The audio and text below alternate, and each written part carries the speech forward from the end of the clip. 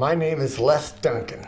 I was born in Wichita, Kansas. A lot of people don't know where that is. It's 40 miles south of the exact geographical center of the lower 48 United States. We were actually very poor, and my mother had to scan the newspapers every Wednesday because they contained the supermarket ads. And she did that to find the biggest savings so she could buy enough food to put dinner on the table. I'll tell you a quick story.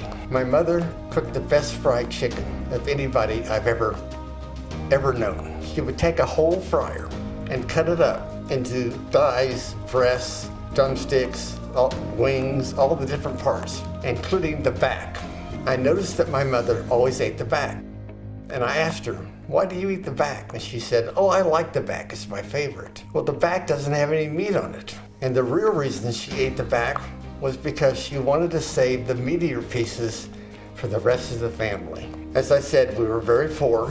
On my 12th birthday, she sat me down and told me that my father did not have the money to buy me new school clothes for the upcoming year, and I had to get a job. So I went to the local country club and got a job as a golf caddy. On a good week, I'd make $25. I saved all this money so I could buy my own school clothes, as well as put away a few pennies for my college education.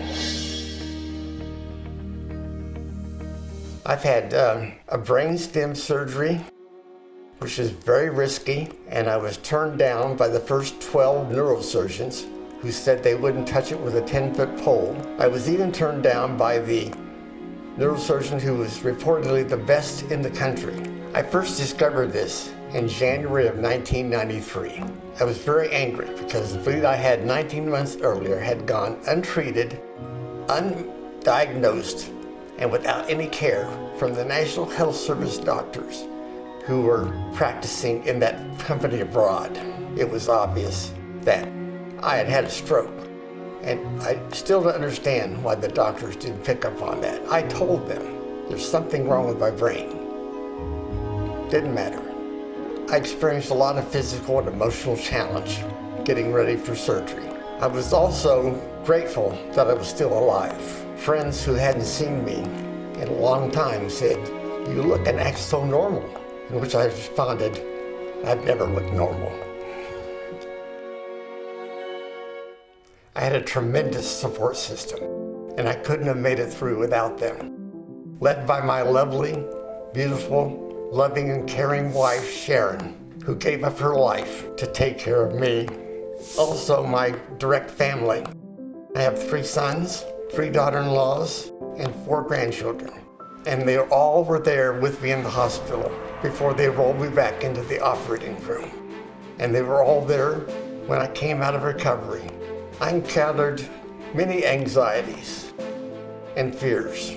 The first surgery was a complete surprise to me.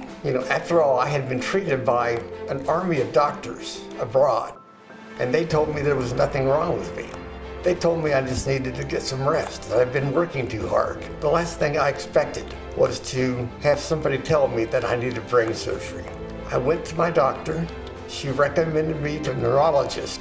She wanted to see me now, not later. She showed me the MRI.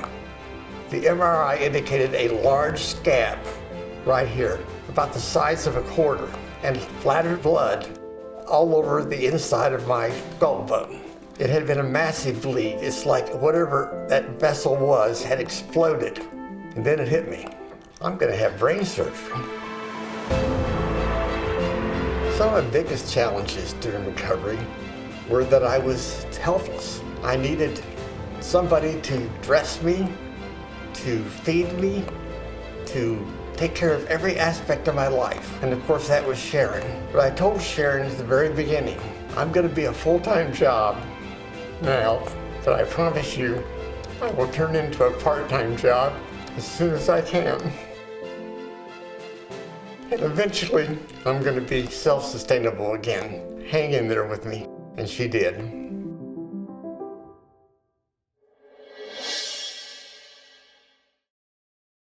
My attitude. Whenever I had a brain hemorrhage and a stroke, I grabbed myself by the shoulders and said, I'm going to recover from this completely.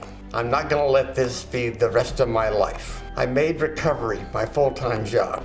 I did everything the doctors and the therapists told me to do, and when that didn't work, I switched doctors, switched therapists, or switched treatments.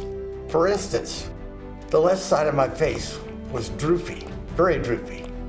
Bell's palsy droopy. My therapist tried electricity, was shocked into my nerve endings on the face to try to get them to restore their connection to the brain, and their methods weren't working. So I sat down, got my computer out, and searched the internet.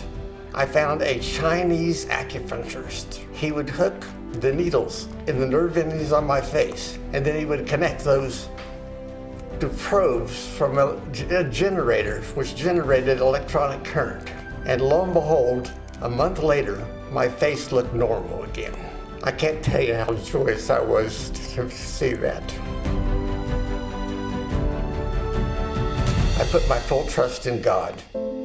Through God, all things are possible, and He has taken very good care of me over the years. 7 brain hemorrhages, 7 strokes, all of which crippled me, and He's helped me to recover from all of them.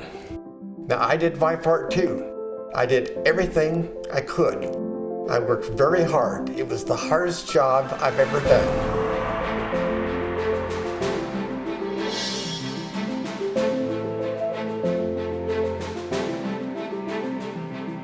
I had not concluded this chapter in my life because my neurosurgeon tells me that I have more than 100 vascular malformations in my spine, my brainstem, and my brain.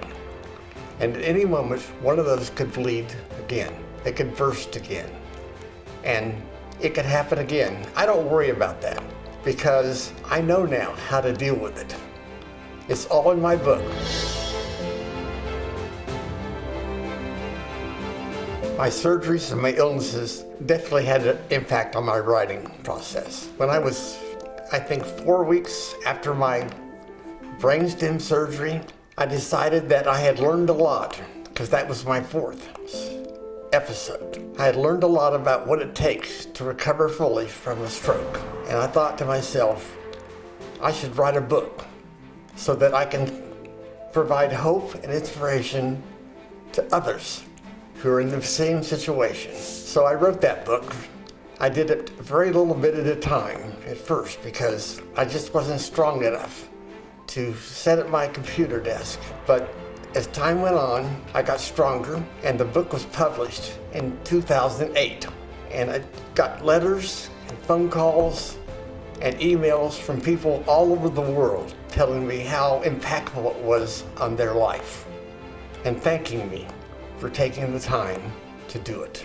I've decided that I write books about things that I have firsthand experience about. So for instance, after my book Brainstorms, I wrote a book called Moving House, Tips, Tricks, and Sage Advice from a Man Who's Moved 16 Times. I passed along a lot of knowledge about what it takes to make a successful move. I also wrote a book called How I Lost 120 Pounds and Kept It Off. I wrote a book called 45 Years and Counting, which was a love story about Sharon and I, as well as tips and tricks on how to build a long and lasting love relationship.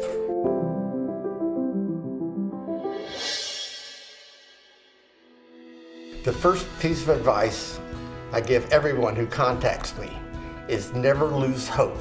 There's a friend of mine at church who was incapacitated for several years and couldn't get around. And he found out about my book and he read it. He said, "I've given up."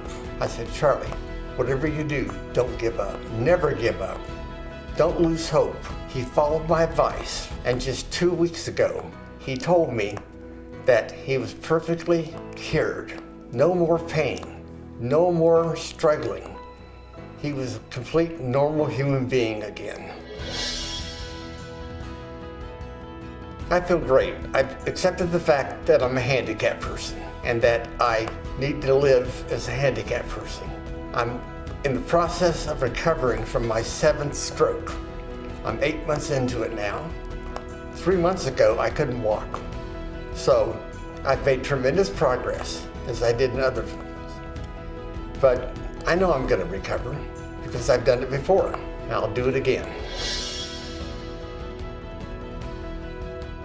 My hope is that God will provide me the opportunities to provide hope, inspiration, and courage to those that are in need of it because they are suffering a catastrophic illness.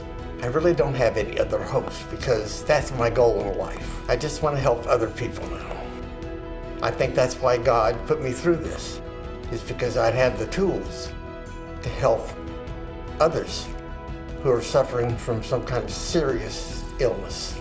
Trust in God, trust in yourself, do like I did and grab yourself by the shoulders and say, I am a fearless man. I am a fighter, and I'm gonna fight my way until I get done and I'm fully recovered. Make recovery your full-time job. I mean, after all, what else do you have to do? In the early stages, I was only able to lay in my bed. I remember one brain hemorrhage where that was all I could do for days. I just laid in my bed and prayed over and over and over again for God's help, and He granted it. All things are possible through God, and do your best. Again, never, never, ever give up hope or trust.